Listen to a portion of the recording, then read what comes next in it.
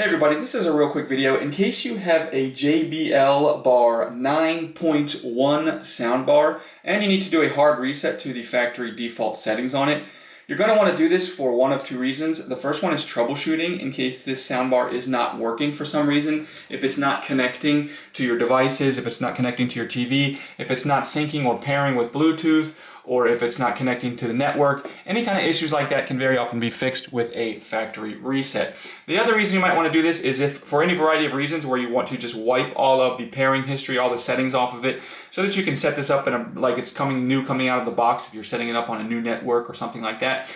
This can be done and it's very easy to do. All we need to do for this is we need to make sure our soundbar is on, and once our soundbar is on, then we're just going to come in and we're going to press and hold simultaneously this source button over here and the power button over here. Just hold them simultaneously for 10 seconds.